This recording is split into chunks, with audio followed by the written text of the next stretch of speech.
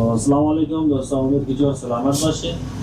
این ما خرجنا ویدیوم دوم برای شما دکان ریویوز کردیم. گواهی دکان چیز کلاست یک از مالک شکم کرده اور مالک از این کلاست دیگه از خوده. خب مامای سلام مامای. وعلیکم السلام. بخیر جان. دوای تو شکر تو چطوری؟ شکر الحمدلله. مامای چطوری؟ قدایی روزا قدازی کاروبار چطوری؟ با شکر تکچوک دیگه کار. زیرش داری یک روز کار است یک روز کار نیه. خب خیره. خب مامان اما خودم یک دفعه اینترودیوس کنید که شما کی هستین، دکانشون در کجاست، نامشون چیه؟ نام از من محمد رضا، دکانم در گلی سید رحمت در جنت گلی مشهور. در نام جنت گلی میگید. خب مامان شما از چند سال نمیدونم دیگه هستین؟ تقریبا 35 سال شد دیگه. 35 سال. 36 سال. 36 سال. خیلی دیگه دیگه. استارتینگ گلی قد شما در نظر شما ما قد سید رحمت دیگه یعنی خادم موسی دکاندار بودیم. دیگه دکان بود؟ نه. خب باز چطور است که امی سودای شما چطور است کجا میرید؟ سودا ما کاسمتیکس خانزنجی میگیری از بازار. کمپانی میره؟ کمپانی خاص کمپانی میگیری، باز دیگه خودمون از مارکت میگیری. خودتون چه مورد میرین؟ آدار میریم میره. نه نه فرض مثلا که بازار برین. خودم میری. خودتون چه مورد میرین؟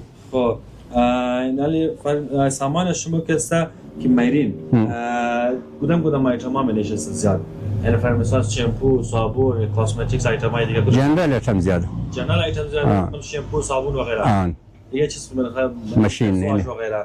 ماشین که تمام من جنرال نموره، من دیگه چیز مورد نه نظر من. بچم دیگه. ماشین مورد نه.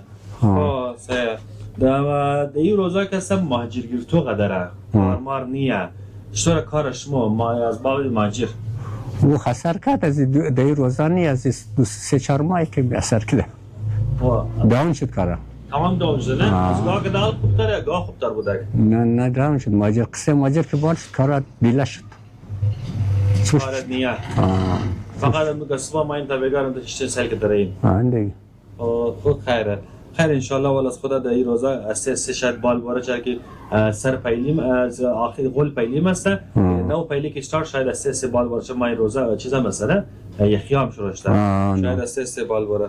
خب در این روزا که سم ما این روزا چطور ده میگلی رشکش قدره یا نه؟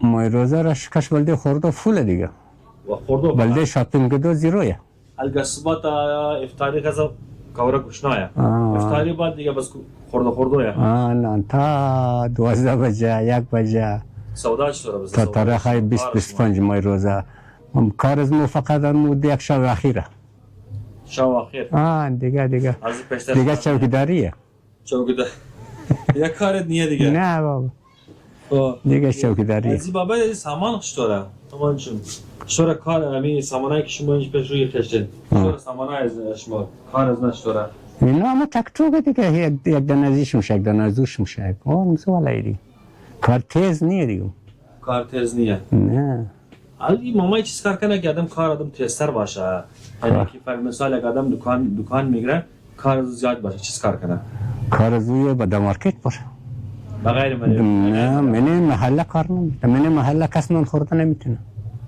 اونم خصوص میشه که یک لبی نان نصف نان پیدا کنه کرای دکان بگه سرمایه از این جور نمیتونی تو از من محله ما که در 40 سال سرمایه جور نتونستم اینجا تو خیش نمیتونی یا 4 دیگه کم ده اینجا